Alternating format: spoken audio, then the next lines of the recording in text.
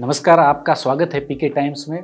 Podcast with PK times की श्रृंखला में आज हमारे विशेष मेहमान हैं जोगाराम जी सारण, जो शिक्षक भी है, शिक्षाविद है, सामाजिक विचारक है, लेखक है और विभिन्न विधाओं के आप जानकार है, विशेषज्ञ है।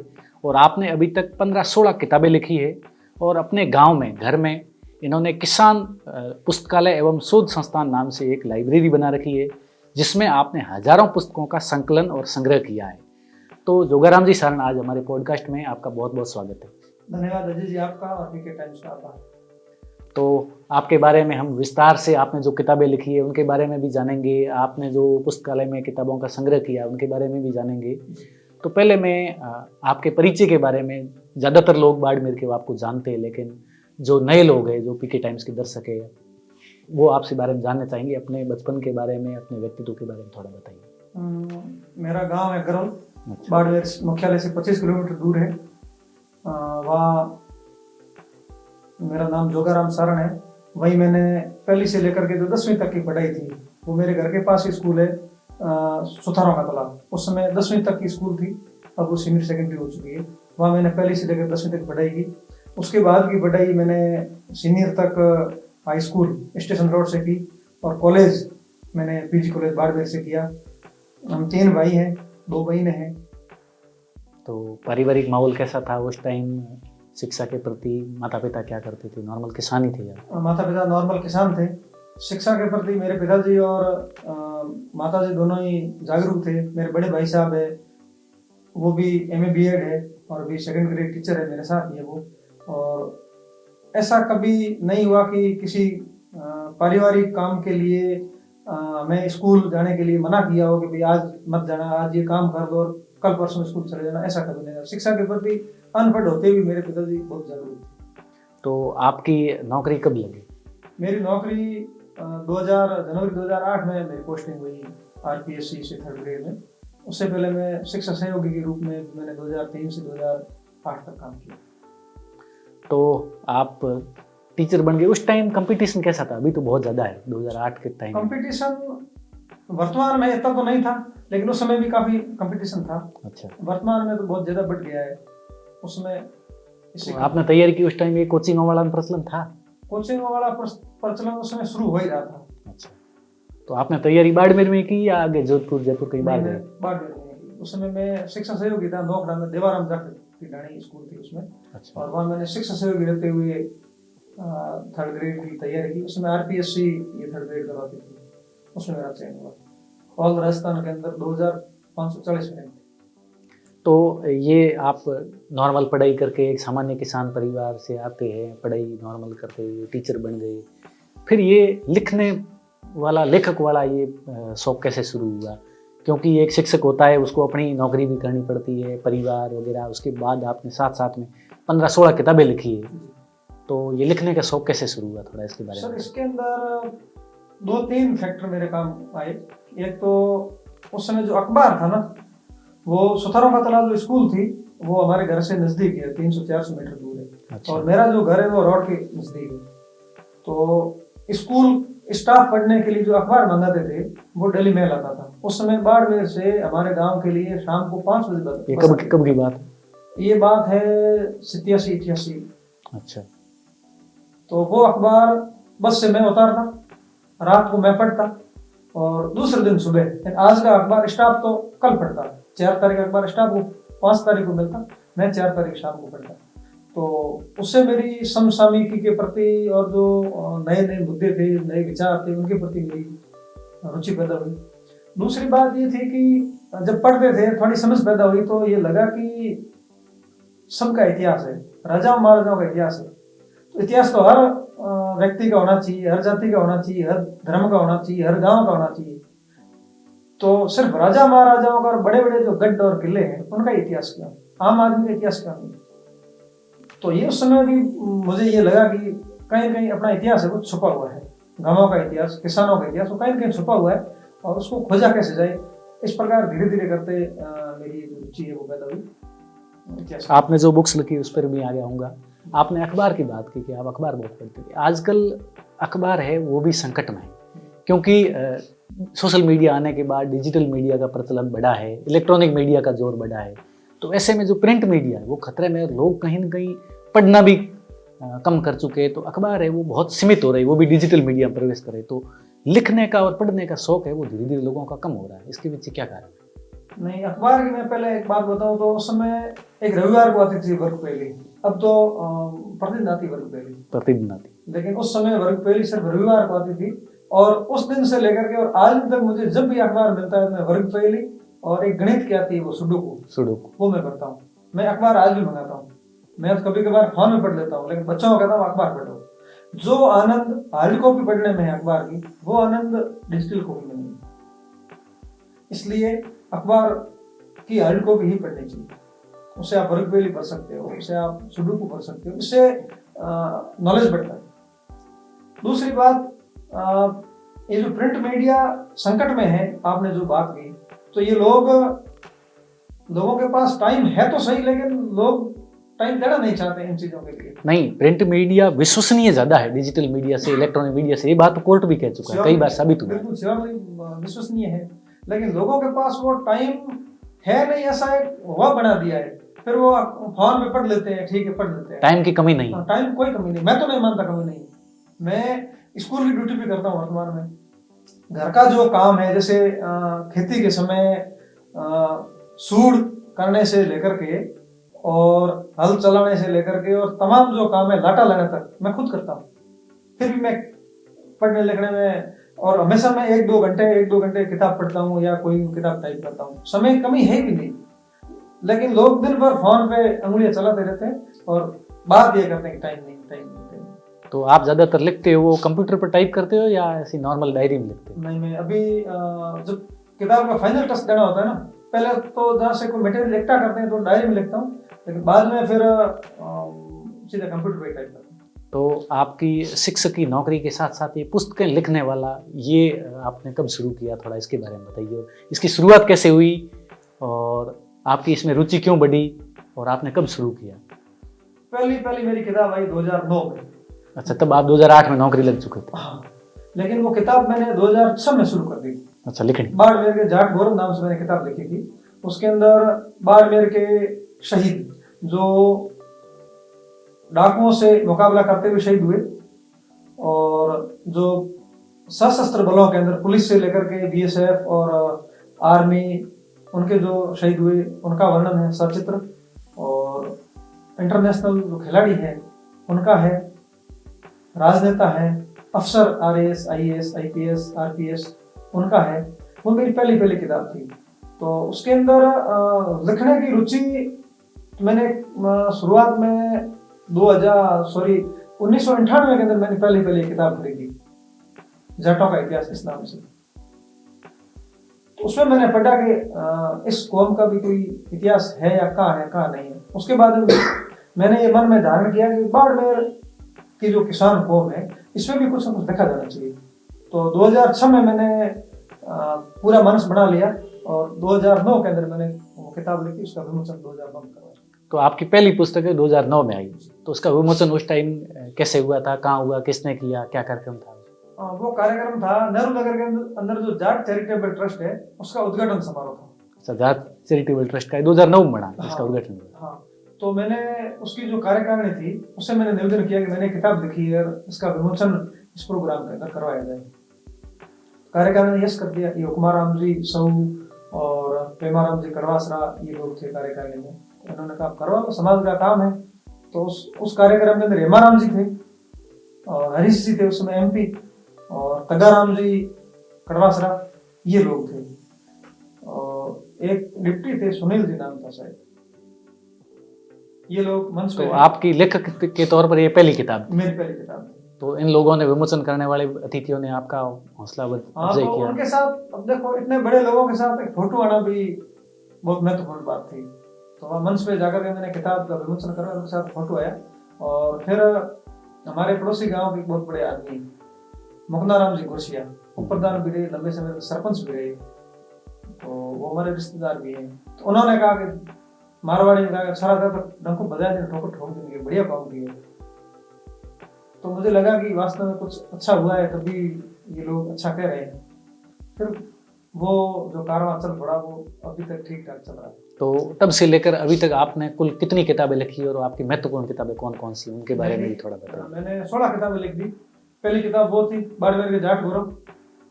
दूसरी किताब थी जाटों की लोक कथाएं, जो आम चौपालों पे जाट चरित्र को लेकर के, उनकी ईमानदारी, उनके न्याय, उनकी परोपकार जैसे जो विभिन्न आयाम है, उनको लेकर के जो बातें मौखिक लोग सुनाते थे, उन बातों का संग्रह करके मैंने एक लिखी जाटों की लोक कथाएं। फिर मैंने तीसरी किताब लिखी अमर शहीद चौधरी ताराचंद। ये जोधपुर एसपी रहते हुए 1957 के अंदर एक डकैत मुठभेड़ के अंदर शहीद हो गए थे। ये हिंदुस्तान के पहले आईपीएस पहले शहीद आईपीएस थे और उनको 2 बार राष्ट्रपति अवार्ड मिला, एक बार जीवित और दूसरी बार उनकी मरणोपरांत। फिर मैंने जाट महापुरुषों के प्रेरक प्रसंग लिखी। उसके अंदर कई महापुरुषों के जो प्रेरक प्रसंग अलग अलग हैं उनका संग्रह है। और एक मैंने लिखी जननायक गंगाराम चौधरी। फिर मैंने लिखी गांव ढाणी के मौसम वैज्ञानिक। इसके अंदर ये जो वर्तमान का जो मौसम विज्ञान है, उससे पहले यहाँ के बड़े बुजुर्ग जो अनुमान लगा रहे थे बारिश आने का, उसका संकलन है। पशु पक्षियों की आवाज के हिसाब से, उनकी व्यवहार के हिसाब से, और ये जो नक्षत्र वगैरह होते हैं उनके हिसाब से ये लोग सटीक आकलन लगा रहे थे। जैसा आकलन अभी मौसम विज्ञान लगा रहा है अपने यंत्रों के माध्यम से, वैसे वो उन पशु पक्षियों के व्यवहार के हिसाब से आकलन कर लेते हैं। अपने वो मारवाड़ी भाषा में उसको क्या कहते हैं, सुगन विचार। सुगन विचार में तो ये तो कहीं जाते थे तो भी के सुगन विचारो, और कहीं कहीं मौसम कैसा काल आएगा सुखाल आएगा, इसके पीछे क्या साइंस है? इसको मैं आपको उदाहरण दूं कि एक बार एक कोई व्यक्ति था ग्वाड़ा, तो वो अपने रेवड़ के पास ही सोता था हमेशा ही। पहले लोग अपने रेवड़ के पास ही सोया करते थे। तो एक दिन उसको कहीं जाना था, तो उसने अपनी पत्नी से कहा कि शाम तक मेरा जो बिस्तर है, खाट और बिस्तर, ये अंदर दे देना, नहीं तो बारिश से भीग जाएंगे। अब उसकी पत्नी ने सोचा कि कहाँ बारिश है, अभी तो बादलों का कोई पता ही नहीं है। उसने वो बिस्तर अंदर लिए नहीं, वो तो कहीं चला गया, बाहर काम था। शाम को बारिश आ गई। दूसरे तीसरे दिन वापस आया तो उसकी पत्नी ने पूछा कि आप क्या पता चला कि ये आज शाम को बारिश आएगी? तो उसने कहा कि जो रेवड़, जो बकरियां और जो भेड़ें हैं, वो हमेशा जिस तरफ से हवा चलती है उस तरफ बैठती है। अच्छा। तो पहले ये अपने मारवाड़ी को अथुणी दिशा कहते हैं, दक्षिण दिशा में बैठ रही थी घर से।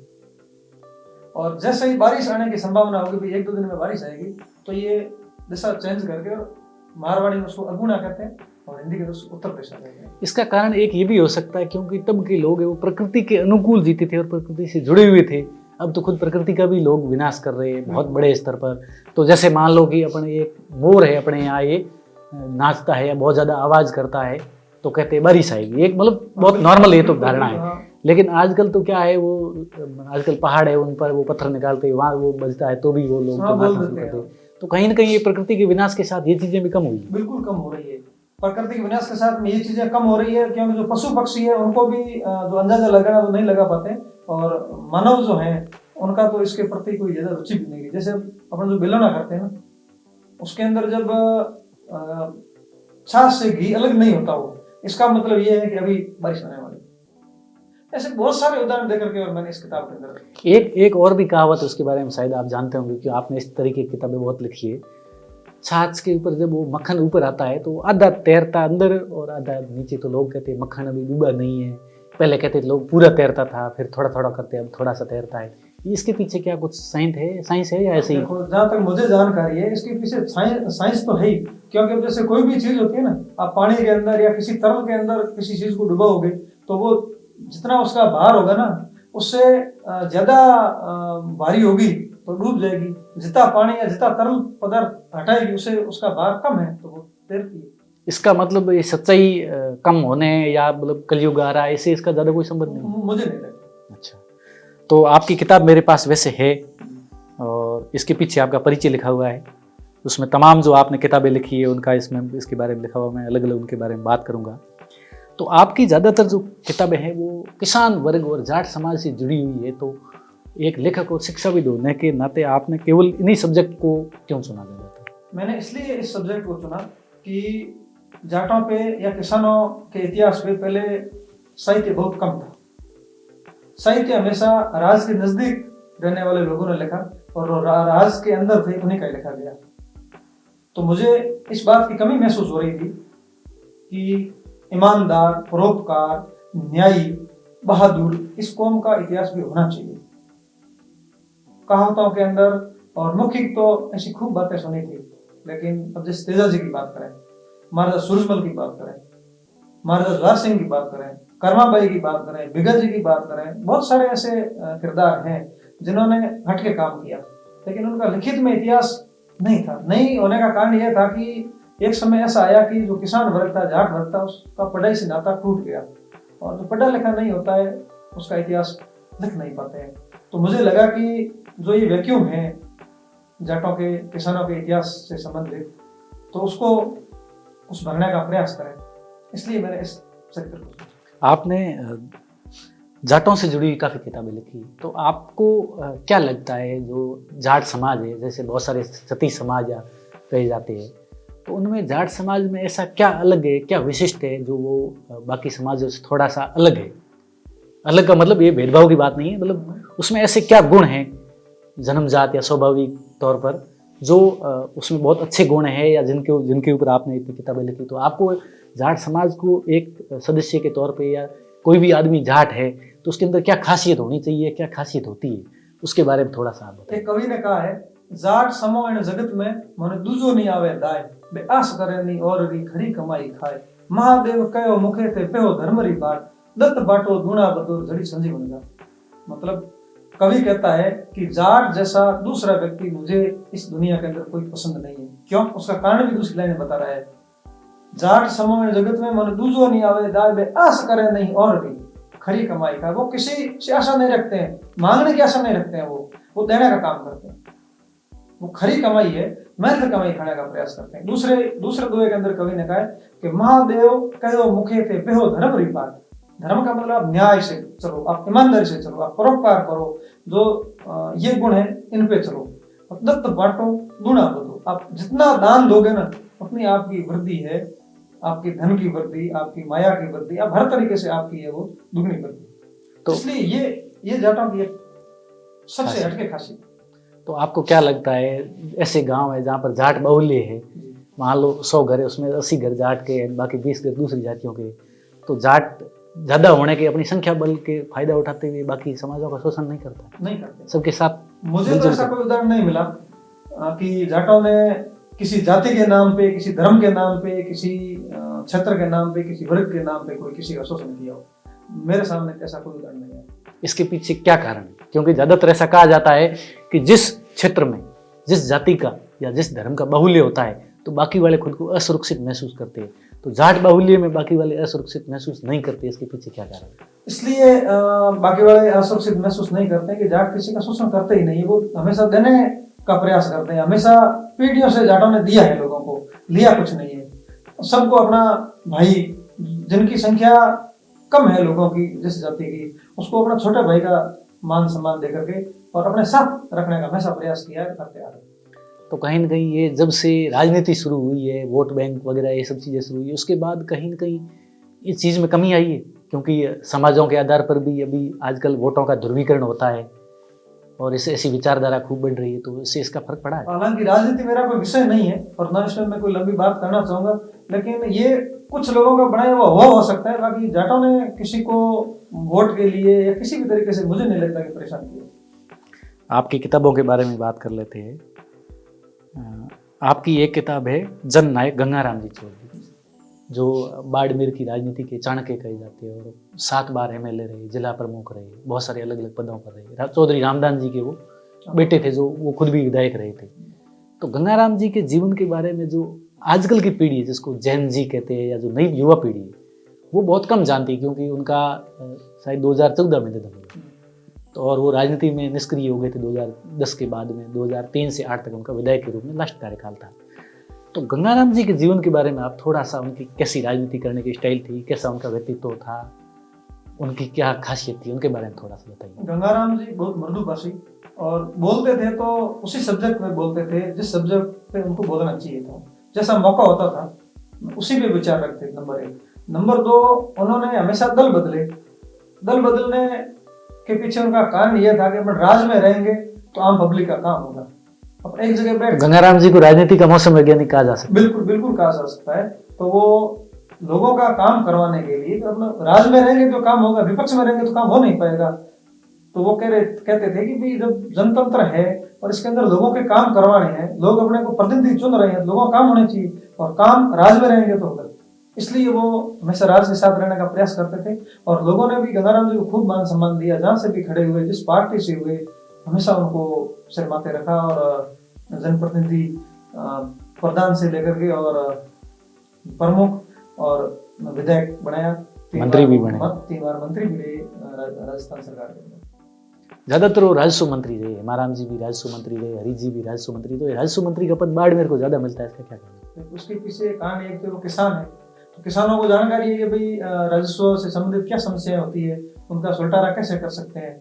और दूसरा, ये जो अपना एरिया है ये ग्रामीण एरिया है, ग्रामीण एरिया के अंदर भी राजस्व से संबंधित मामले आते हैं। तो इसलिए हमेशा गंगाराम जी को भी 2 बार नहीं 3 बार, उससे पहले 67 के अंदर ये उस समय भी राजस्व उपमंत्री थे और भी विभाग थे उनके पास, अकाल रात उपमंत्री, उस समय भी उनके पास राजस्व उपमंत्री थे और उसके बाद 2 बार ये राजस्व मंत्री बने। अभी उनकी पोती है प्रियंका चौधरी जो बाड़मेर की विधायक है, उनके चुनाव 2023 के चुनाव को भी मैंने करीब से देखा। तो जो पुराने लोग हैं जो गंगाराम जी के टाइम के, उनका कई जो जाट गैर जाट लोग हैं, उनका ये कहना है कि गंगाराम जी जाटों से भी ज़्यादा दूसरी जातियों का ख्याल रखते थे और वो मतलब सर्वसमावेशी थे। इस बात के बारे में आप क्या कहते हैं? बिल्कुल, ये तो मैंने पहले कहा कि जाटों का ये गुण है कि दूसरे जो लोग हैं उनका वो छोटे भाई मान कर गए और उनका काम खुद से पहले करते हैं। क्योंकि गंगाराम जी की पहचान है वो किसान छात्रावास, किसान कन्या छात्रावास, जाट समाज से जुड़ी हुई, लेकिन उनके बारे में कहा जाता है कि वो जाट से भी ज्यादा दूसरी जातियों का ध्यान रखते हैं। किसान छात्रावास और किसान कन्या छात्रावास ये जाटों के छात्रावास नहीं है, ये सभी जातियों के, सभी धर्मों के, इवन यहाँ मुसलमान भी पढ़े हैं, राजपूत भी पढ़े हैं। ये बात सच है, 100% मैंने देखा है ना। किसान छात्रावास के अंदर मैंने मुसलमानों को देखा। किसान छात्रावास के कार्यकारिणी के अंदर मुसलमान रहे, आदि जी थे, उसके बाद उनके परिवार के लोग हैं, जैन वो मैसूरी जी थे, लीलसर के जवाहरलाल जी, वो इसके मेंबर रहे हैं। एक बायतू साइड के मगाराम जी मेघवाल थे, वो इसके कार्यकारिणी के मेंबर रहे हैं। भारतमल जी सोलंकी माली थे, वकील साहब, वो इसके लंबे समय तक इसके अध्यक्ष रहे हैं। सब जातियों के इसके अंदर लोग रहे हैं, राजपूत पढ़े हैं, यहाँ मुसलमान पढ़े हैं। ये मुराद अली अबड़ा जो आईपीएस थे, हाँ आईपीएस थे, वो यहाँ पढ़े हैं। और हर जाति और वर्ग के स्टूडेंट, बॉयज और गर्ल्स किसान छात्रावास में पढ़े। ये कोई जाट समाज की नहीं, पूरे किसान वर्ग की। ये भी बड़ा विवाद चलता रहता है कि किसान कौन है। लोग किसान को अर्थ जाट से लेते हैं, तो मतलब किसान कौन है, आप बताओ किसान कौन है? किसान जो हल चलाता है वो किसान है, जो भी हल चलाता है। बिल्कुल, जो हल चलाता है, जाति से कोई मतलब नहीं है। अब एक जैसे कोई जाट है, वो उसकी 3 पीढ़ियों से व्यापार कर रहा है, या कोई अफसर है बड़ी सिटी के अंदर रह रहा है, किसान कैसे होगा? और दूसरी कोई जाति का है और वो पुश्तैनी रूप से खेती का काम कर रहा है, तो किसान। तो ब्राह्मण, बनिया, राजपूत, क्षत्रिय सब किसान हो सकते हैं? बिल्कुल हो सकते हैं, यदि वो खेती का काम कर रहे हैं। अच्छा, जो खेती करता है वो किसान। बिल्कुल, जो किसान कौम हम जो कहते हैं किसान छात्रावास, इसमें वो सब शामिल है जो खेती कार्य से जुड़े हुए हैं। एक दुआ भी है, सिख ईसाई पारसी हिंदू मुसलमान हल पर रखे हाथ वो वन है मान किसान। जो हल पे हाथ रखता है वो सारे किसान। और खेती को लेकर एक ये भी कहा जाता है पहले और आज उसमें कितना फर्क है, थोड़ा इसके बारे में आपके जान दो। कहते हैं कि उत्तम खेती, मध्यम व्यापार और सबसे लास्ट में नौकरी, ये अपने गाँव में और खेती कार्य करने वाले लोग बहुत ज़्यादा इसको प्रचलन कहते हैं। तो ये पहले के टाइम में कितना सच था और आज की तारीख में इसमें कितना परिवर्तन है? सब इसके अंदर तो ऐसा है कि नौकरी करने वाले होते हैं उनको थोड़ा बंधन रहता है, उसके अफसरों का भी बंधन रहता है और राज का भी बंधन रहता है। राज कहता है आप नौकरी यहाँ नहीं, आप जयपुर करोगे, उसको जयपुर जाना पड़ता है, उसकी जगह चेंज हो जाती है। लेकिन जो खेती करता है ना, वो स्वतंत्र है, वो स्वतंत्र है। आज किसी के लाइया जाकर के कल 4 लाइया ला करके अपना काम करवा सकता है, वो रात को लेट सेट भी काम कर सकता है, सुबह जल्दी उठ के भी कर सकता है। लेकिन राज का काम है, ऑफिस 9 बजे खुलेगी, आपको 9 बजे जाना ही पड़ेगा, 6 बजे छुट्टी होगी, 6 बजे तक रहना ही पड़ेगा।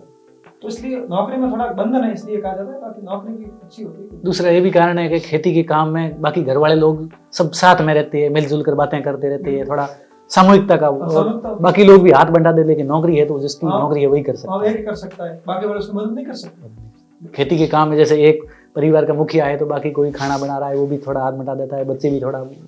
हाँ, तो खेती करने वाला अपने परिवार के साथ रह सकता है, और नौकरी वाला तो ऐसी परिस्थितियां बन जाती है परिवार के साथ नहीं भी रख सकता हो, और अपने मिसेज और बच्चों को रखे तो रख भी ले तो कम से कम 8 से 10-12 घंटा तो वो अकेला ही रहता है, अकेला ही परिवार से रहता अलग ही है। रहता है। दूसरे पूरे परिवार के साथ वो रह भी नहीं सकता है, माता पिता भाई बहन और जो भाई के बच्चे वगैरह उनको साथ में कैसे रखेंगे। लेकिन खेती करने वाला होता है तो वो तो सारे दिन में एक बार तो मिल जाते हैं सारे।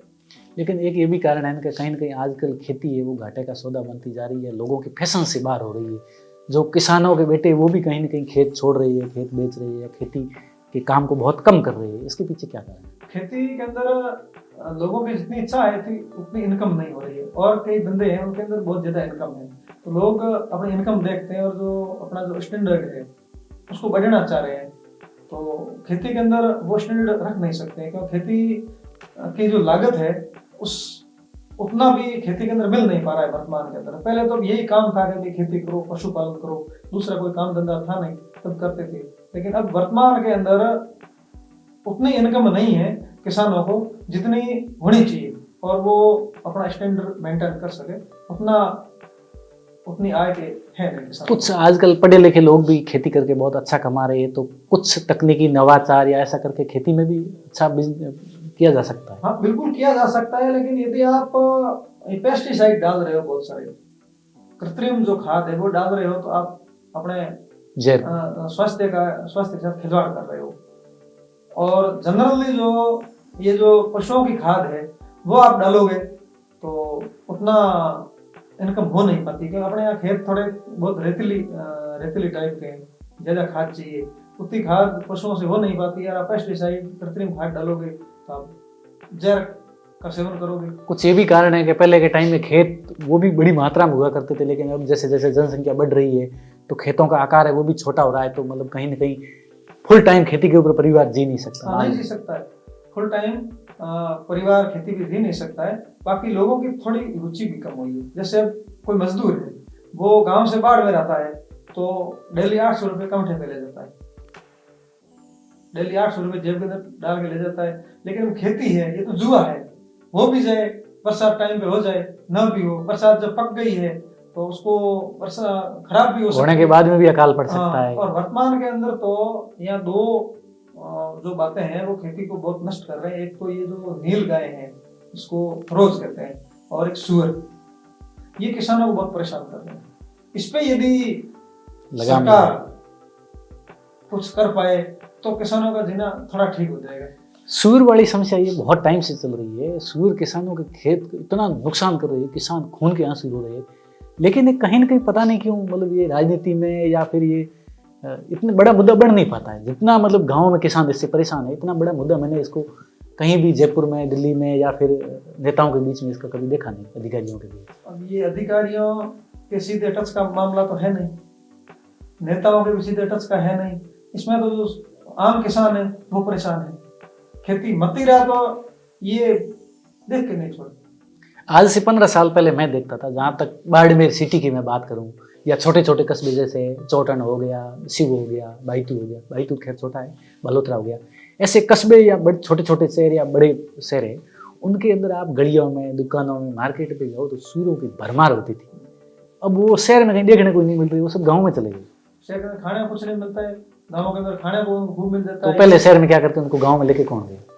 ये गए तो अपने आप ही है शायद। अच्छा, अब इसके बारे में मैं फिक्स कुछ कह नहीं सकता कैसे गए, लेकिन गाँव के अंदर है बहुत सारे। और ये यहाँ तक कि जो जानवर है, बकरी है, भेड़ है, उनको भी ये खेतों के अंदर चरते हुए खा जाते हैं, और जो बाड़ा बना हुआ है उसके अंदर रात को घुस करके भी ये खा जाते हैं। इसलिए कई जगह तो मैंने ऐसा भी सुना है वो इंसानों को भी इन्होंने नुकसान पहुंचाया। बिल्कुल, कई बार इंसानों को इन्होंने काट दिया। तो किसान इन दो चीजों से, एक वो जो नील गाय है वो तारबंदी से या जो कांटेदार बाढ़ की होती है उसके ऊपर से कूद जाते हैं, कूद के और फसल खराब करते हैं, ये नीचे से घुस के खराब करते हैं। तो खेती किसानी से जुड़े हुए काफ़ी मुद्दों पर अपन ने बात की। मैं आपकी अगली किताब पर आता हूँ जो काफ़ी चर्चित व्यक्तित्व है, और उनसे जुड़ा हुआ जो विलेन कहो या जो भी है वो भी बहुत बड़ा चर्चित व्यक्तित्व है। संघर्ष के पर्याय चौधरी खरताराम जी जाखड़। ये जैसलमेर के अंदर भड़ियाना एक गाँव है, वहाँ के निवासी थे। खरताराम जैसा व्यक्तित्व मैंने ना तो देखा तो नहीं मैंने उनको वैसे फिजिकली, ऐसा कुछ सुना नहीं। मैं किताब लिख रहा था उसमें उनके मैं घर पे गया था, खरताराम जी की डेथ तो भी हुई है कुछ समय पहले, लेकिन मैं उनको फिजिकली कभी नहीं देख पाया। ऐसा मौका नहीं मिला। अच्छा। उनके घर पे गया तो उनका जो सारा रिकॉर्ड था, अधिकारियों नेताओं के जो पत्र थे वो उनके फाइलों के अंदर लगे हुए थे। ये केस बुक भरते थे, ये डेली की डायरी लिखते, पढ़े लिखे थे। ये स्कूल कभी औपचारिक रूप से नहीं गए, अच्छा। लेकिन इधर उधर लोगों से इन्होंने सीखा था। इनकी जो लिखावट थी, ये अपने हस्ताक्षर करते थे, सीधा नाम लिखते थे खरताराम चौधरी, एक बार पेन बीच नहीं उठाते थे। अच्छा। और इनकी लिखावट हिंदी और इंग्लिश दोनों में बहुत बढ़िया थी। तो खरताराम चौधरी को एक तो आम लोग इसलिए जानते हैं कि इन्होंने एक डकैत था ओमपुरी, उसका एनकाउंटर करवाया था, तो उसका उस क्षेत्र के अंदर बहुत आतंक था।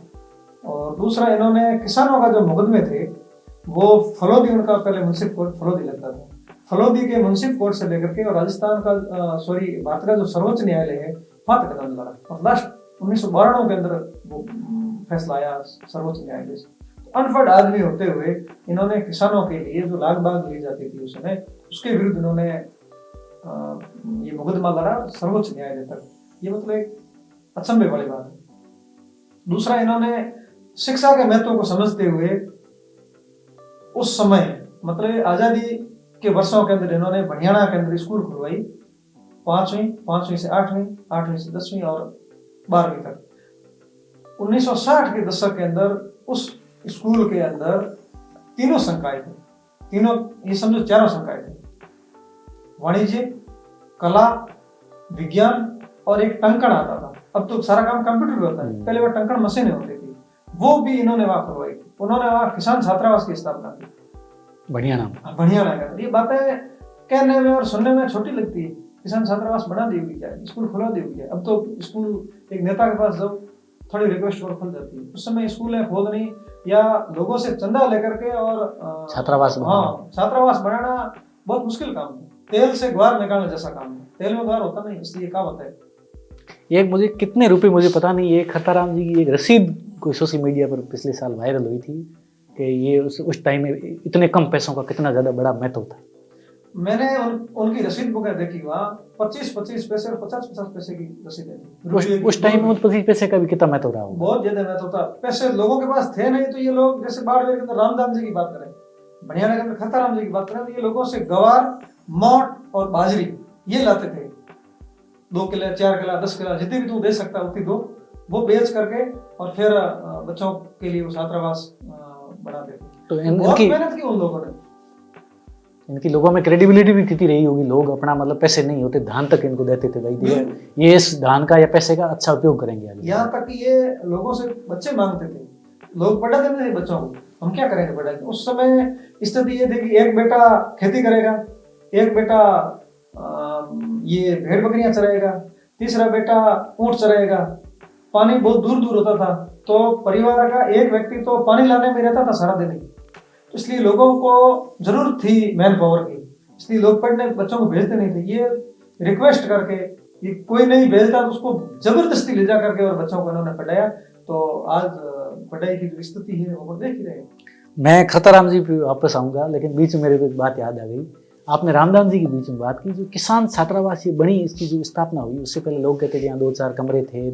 रामदास जी की जो मिसेज थी, धर्मपत्नी थी, वो अपने हाथ से चक्की पीसती थी, लोगों को खाना खिलाती। इसके बारे में आपको क्या याद है या स्मृति है? छात्रावास बनने से पहले रामदास जी ने कुछ बच्चों को अपने घर पे रखा। तो जाटावास के अंदर अभी प्रियंका जी जहाँ रह रहे हैं, या इनका ये जो इनका घर है, ये रामदास जी के टाइम से घर है। हाँ, ये रामदास जी के टाइम से ही। अब तो थोड़ा ठीक बना, उस समय कच्चा था। उस घर के अंदर गंगाराम जी भी इसी में रहते थे। हाँ, गंगाराम जी में यहाँ बच्चों को रख करके इनकी धर्म पत्नी और इनकी सबसे बड़े बेटे के श्रीमंत जी की बहू, ये हाथ से घटी चलाती थी। और उस टाइम चक्की का प्रचलन नहीं था, चक्की का बहुत पुरानी बात है। हाँ, पुरानी बात है, ये 1925-27 ये तो आजादी से भी पहले, आजादी से पहले की बात है। और वो रोटियां करके और बच्चों को खिलाती थी, और माँ जैसा स्नेह भी देती थी, क्योंकि बच्चे जब घर से बाहर निकले हुए नहीं थे तब ये छात्रावास प्रचलन भी नहीं था, प्रचलन था नहीं। तो ये रामदास जी भी बच्चों को जबरदस्ती लाते थे, एक बच्चे को देख हम पढ़ाएंगे। तो ये परिवार टाइप वहां रख करके और बच्चों को इन्होंने पढ़ाया। फिर ये इसकी किसान छात्रावास की औपचारिक शुरुआत जो बिल्डिंग वगैरह की, ये 34 में 1934 में, आज़ादी से पहले हुई है। आज़ादी से पहले। हाँ, ये भी आज़ादी से पहले। तो वापस मैं खरताराम जी पे आता हूँ। खरताराम जी के बारे में आपने उनके व्यक्तित्व कर्तृत्व के बारे में बताया। उनकी जो प्रसिद्धि का सबसे बड़ा कारण है, बाकी उन्होंने जो अच्छे काम किए वो खैर अलग बात है, लेकिन उनकी प्रसिद्धि का सबसे बड़ा कारण है वो ये है कि जैसे मैं मेरे बचपन की बात करूँ, बचपन क्या लगभग ऐसे यही सीनियर सेकेंडरी वगैरह में पढ़ता था, तब फ़ोन ये ठीक ठाक नए नए आ रहे थे, एंड्रॉयड तो नहीं थे वो, उसमें फिर भी वीडियो आती थी और एक कैसेट अपन जो सुनते थे, एक वो ओमपुरी की जो सॉन्ग सुनते थे, उसमें जो पूरा अपन सुनते हैं ना, उसमें पूरा सुनने के बाद ऐसा लगता है कि ओमपुरी बहुत डाकू थे लेकिन बहुत महान आदमी थे और वो कभी भी गरीबों को नहीं सताते, अमीर लोगों से पैसा लूटते और गरीबों का दान करते। ऐसे आदमी के साथ खरताराम ने छल किया, धोखा किया। तो मैं मेरी भी बात करूँ ना, खैर खरताराम जी जा करते, लेकिन वो पूरी सुनने के बाद ऐसा लगा कि खरताराम जी वास्तव में गद्दार और बहुत गलत आदमी थे। उन्होंने ओमपुरी जैसे महान आदमी को मरवाने का काम किया। तो ये सब कैसे हुआ? मतलब एक तरफ खरताराम जी को अपन महान बता रहे, तो दूसरी तरफ ये कैसी थे ओमपुरी जी भी बनी हुई। देखो साहब, ऐसा है कि जो डकैत होते हैं ना, वो मान होते नहीं मेरे हिसाब से, वो खलनायक ही होते हैं। अब वो लूट करते हैं तो सीधा तो कोई अपना धन देता नहीं है, उससे आप खुश हो गए। ज्यादा कोई विरोध करेगा तो उसका आप डंडे मारोगे, और ज्यादा विरोध करोगे उसको गोली मारोगे। तो ये डकैत थे, ये मारवाड़ से लेकर के और सिंध से लेकर के मालवा तक ये डकैतियां करते थे। उस क्षेत्र के अंदर इनका बहुत बड़ा अंतक था। और यहाँ तक कि मैंने एक नैनदान जी बारक है, वहाँ के जैसलमेर के पूर्व जिला प्रमुख थे, वो किताब में लिख रहा था, उसमें मैंने उनसे कई बार संपर्क किया। तो उन्होंने एक ये घटना सुनाई थी कि एक व्यक्ति था, उससे ओमपुरी की बनती नहीं थी, वो डाका डालने गए और संयोग कहें या दुर्योग कहें, उनके घर में किसी की डेथ हो गई। तो अपने यहाँ सिस्टम है कि भी रात को अंतिम संस्कार के लिए ले जाते नहीं है। उस समय वो आंगन के अंदर उनकी लाश पड़ी और उसको कपड़ा रखा हुआ था। तो ये डकैत गिरोह आया वहाँ, और इस डकैत गिरोह ने उनको, जो घर में बैठे थे ना लोग अड़ोसी पड़ोसी, उनको भी कहा कि आप ये झूठा बहानेबाजी कर रहे हो, मरा कोई नहीं है, हमारे घर से आप ये कर रहे हो। फिर जो लाश थी ना, उसको उन्होंने जो उनके पास लाठी थी, गेडी बोलते हैं उसको, उससे उन्होंने टच किया और ये पूरा जानने का प्रयास किया कि ये झूठे हैं कि सच्चे हैं। कई ऐसे उदाहरण आते हैं कि इन्होंने पैरों के अंदर महिलाओं में जो कड़ी होती है चांदी की, उसको लेने के लिए पैर काट दिए। बहुत उदाहरण आते हैं, कानों के अंदर जो गोखरू और मुर्गी होती है, उसके लिए इन्होंने कान काट दिए। एक कोई विष्णु महिला थी, उसका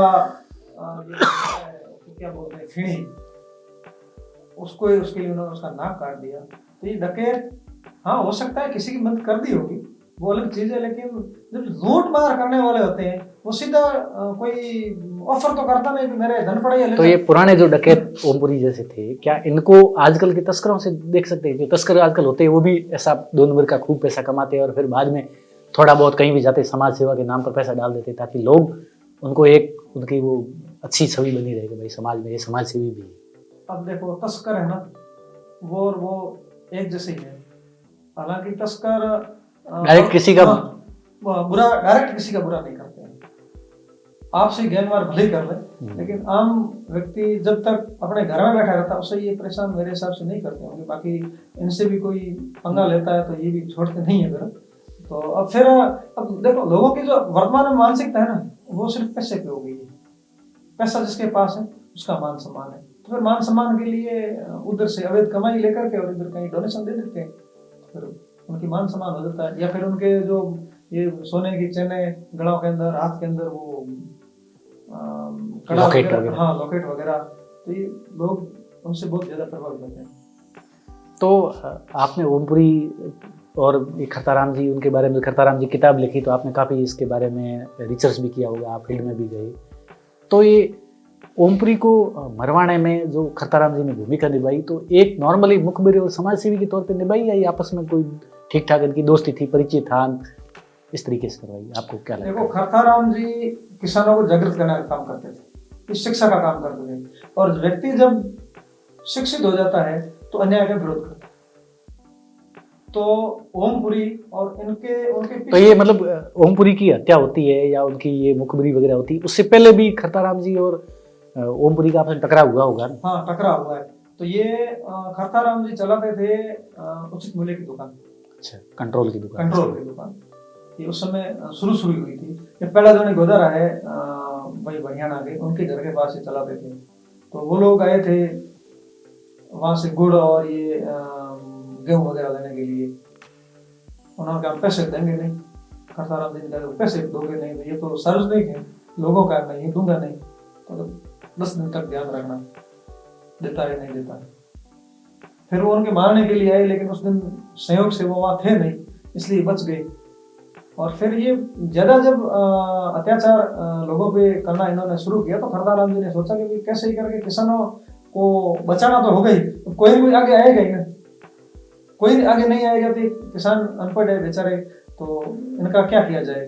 तो उन्होंने फिर उस चैलेंज को स्वीकार किया और पुलिस तक सूचना पहुंचाई और फिर वो एनकाउंटर हो गया। आपने जो किताब लिखी है और जो हमने जो कैसेट सुनी उसमें काफी विरोधाभास है।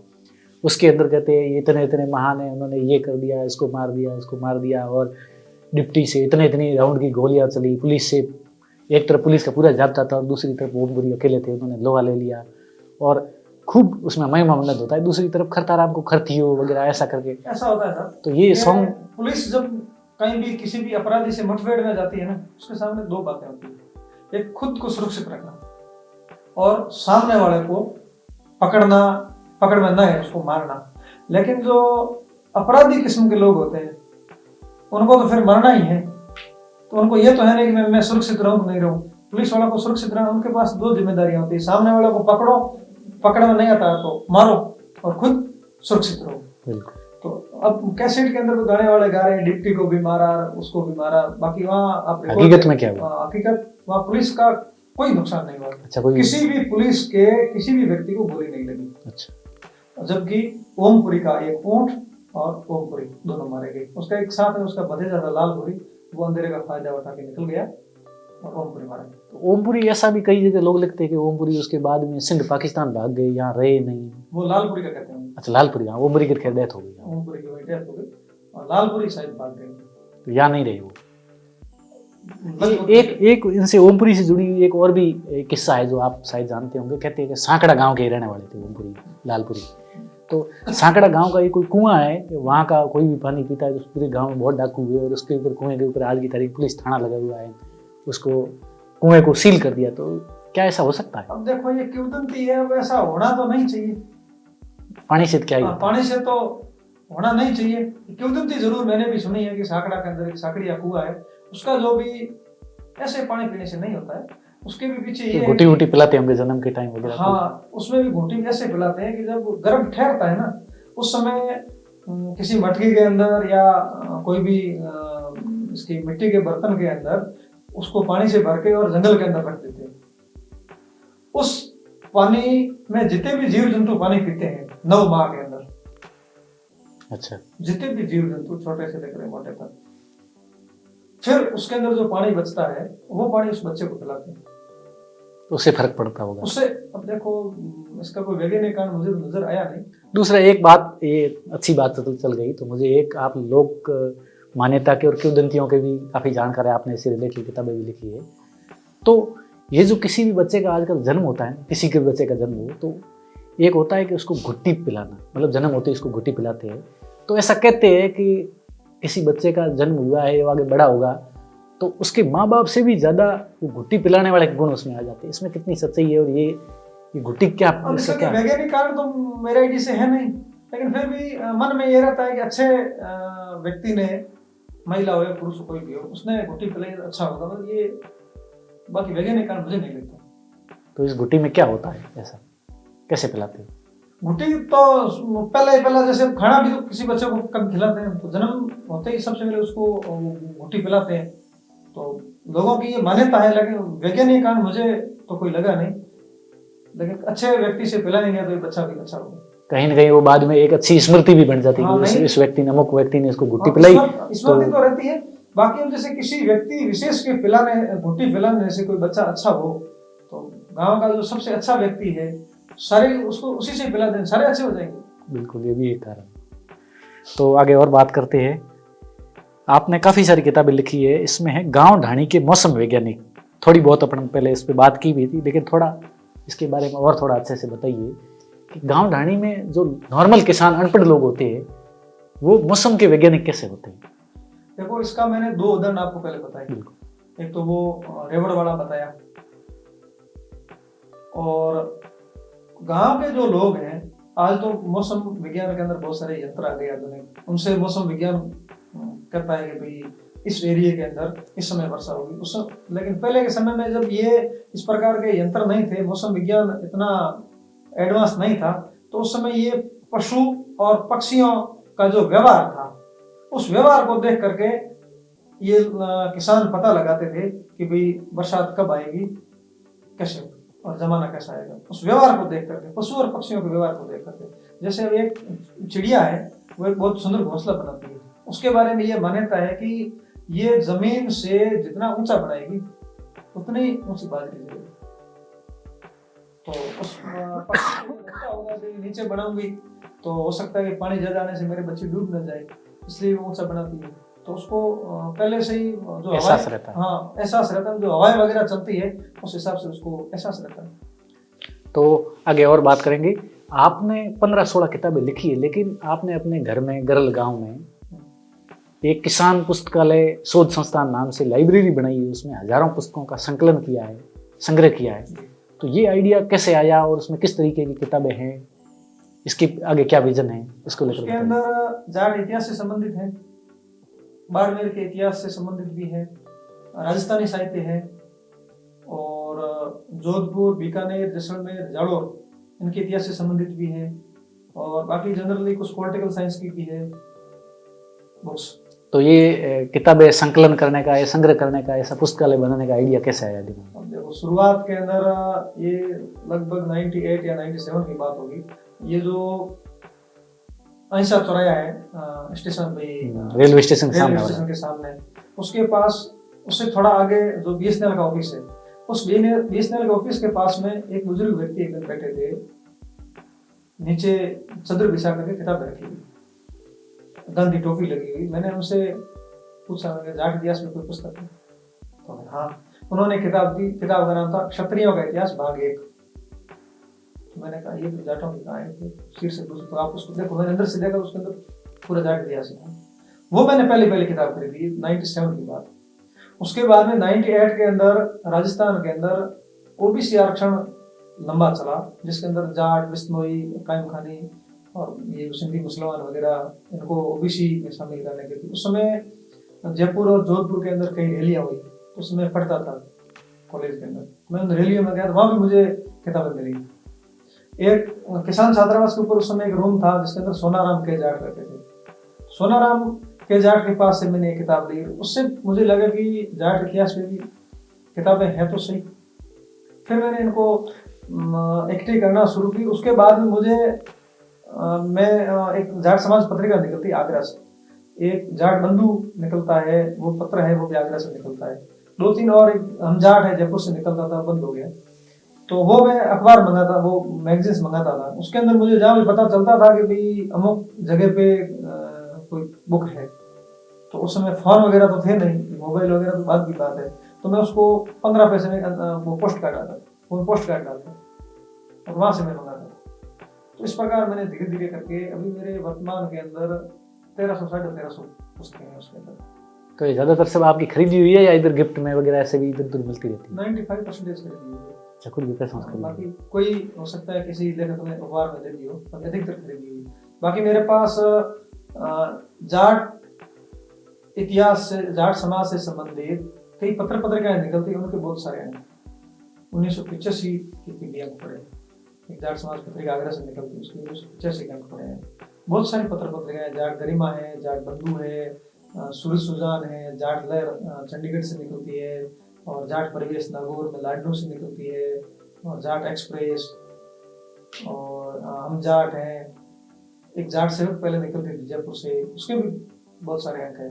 और एक राजस्थानी में निकलती है माणक जोधपुर से, उसके मेरे पास पूरा सेट पड़ा है शुरुआत से लेकर आगे। तो आजकल तो सोशल मीडिया का ज़माना है, फ़ोन में सब कुछ आ गया है, सारी सुविधाएं पढ़ने की, लिखने की, देखने की, सुनने की सब सुविधाएं हैं। और ऐसा भी कहते हैं मोबाइल फ़ोन, एंड्रॉइड आने के बाद, इंटरनेट आने के बाद, सोशल मीडिया आने के बाद लोगों का पढ़ने और लिखने का शौक़ है और वो जो आदत है वो कहीं न कहीं पीछे छूट गई है। तो आप खुद को अभी कैसे मेंटेन करते हैं कि सोशल मीडिया और सोशल फ़ोन? मीडिया पे फेसबुक और व्हाट्सएप में भी देखता हूँ, लेकिन मैं जब घर पे होता हूँ, अमूमन मैं घर पे ही होता हूँ, और जब भी घर पे होता हूँ तो मैं या तो कम से कम 1 घंटा पढ़ता हूँ या 1 घंटा पढ़ता हूँ। जो आनंद हार्ड कॉपी पढ़ने में है वो हालांकि फ़ोन पे, मोबाइल पे सारी बुक्स आ जाती है, लेकिन जो हार्ड कॉपी पढ़ने का आनंद है ना, वो इस पे सॉफ्ट कॉपी पढ़ने का आनंद नहीं है। अच्छा, तो आप शिक्षक भी है साथ में, आपने इतनी किताबें लिखी है, तो आप अपने पेशे को किस तरीके से देखते हैं? आपका शिक्षक के रूप में जो कार्यकाल है, जो बच्चों के प्रति है, उस पेशे के बारे में थोड़ा बताइए, नहीं, आपका अनुभव खुद का। बिल्कुल, बच्चे भी आजकल मोबाइल के बहुत नज़दीक आ गए हैं। मैंने कल परसों में बच्चों से बात कर रहा था ना, आप मोबाइल कितना घंटा देखते हो? अच्छा। मैं एक सर्वे कर रहा था, कई बच्चे बहुत लंबे समय तक मोबाइल देखते हैं, और उसके अंदर बच्चों का जो देखने का जो व्यूज है ना, वो भी कोई अच्छे नहीं है। शैक्षिक चीजें बच्चे नहीं देख पा रहे हैं। हाँ, कई लोग कहते हैं कि मोबाइल में ही हम देख रहे हैं, क्लासेस देख रहे हैं ऑनलाइन, तो मतलब पढ़ते कम है, इसका टाइम वेस्ट ज़्यादा हाँ, होता है। टाइम वेस्ट मतलब जैसे ये कॉमेडी है या कार्टून्स है, ये चीजें, या इंस्टाग्राम की जो रील्स है, ये बच्चे ज्यादा देखेंगे। तो परिवार के अंदर जैसा माहौल होता है, बच्चे भी वही देखेंगे। स्कूल के अंदर तो मैं बच्चों को इनके प्रति जागरूक भी करता हूँ कि भाई मोबाइल आप कम से कम देखो, और यदि देखो तो आपके पाठ से संबंधित हो, या फिर आप किसी महापुरुष की जीवनी के बारे में देख लो, कोई अच्छा प्रसंग है, प्रेरक प्रसंग है, वो देख लो। बाकी ये जो रील्स का जो जमाना आ गया है ना, ये तो फिर स्वास्थ्य की दृष्टि से और नैतिक दृष्टि से और सांस्कृतिक दृष्टि से कहीं भी उपयुक्त सार्थक नहीं। आपने जो अभी तक जो किताबें लिखी है, 15-16 अच्छी बड़ी किताबें लिखी है और इतना पुस्तकालय संग्रह किया, उसमें भी आप 1300-1400 किताबें इकट्ठी कर चुके हैं और कई संस्थाओं से भी जुड़े हुए हैं, लगातार एक्टिव रहते हैं। तो लोगों को ऐसा लगता है आपकी उम्र कम से कम 50-60 हो, लेकिन आपकी उम्र बहुत कम है अभी, तो इतनी कम उम्र में ये सब लिखने का वगैरह, ये सब कैसे होता है? देखो, हर व्यक्ति के पास दिमाग होता है, हर व्यक्ति के पास टाइम होता है, और फिर वो व्यक्ति पे निर्भर है। लोग ऐसा क्यों सोचते हैं भाई, लिखने का, पढ़ने का, समाज सेवा का ये है लगभग 50 साल के बाद में करना, लेकिन आप तो अभी तो 50 के नज़दीक ही नहीं है ना, आपने सारा काम कर दिया। तो अब देखो, लोग ये सोच रहे हैं कि पहले पैसे कमा लें। बिल्कुल, लोग ये भी कहते हैं कि भाई भगवान याद कब आता है? बुढ़े होने पे याद आता है। लेकिन कई ये कहते हैं बुढ़े होने पे नहीं, और भगवान को याद करो शुरुआत से करो। तो मुझे भी लगा कि जो एक्स्ट्रा एनर्जी है और एक्स्ट्रा टाइम है, उसको कहीं न कहीं बिताना चाहिए, व्यतीत करना चाहिए, काम में देना चाहिए। अब हर व्यक्ति अपने तरीके से लेता है, कोई नशा करके लेता है, रात भर लोग दारू पीते हैं, लोग बीड़ी और सिगरेट में भी अपना टाइम व्यतीत करते हैं, बातें करके, एक दूसरे की आगे पासी करके, अपनी भाषा में, मारवाड़ी में वैसे भी करते। मुझे लगा अपन इस तरफ देखते हैं कि टाइम पास कैसा हो रहा है, तो मुझे लगा कि ठीक ही हो रहा है, तो कारवां चलाते रहे।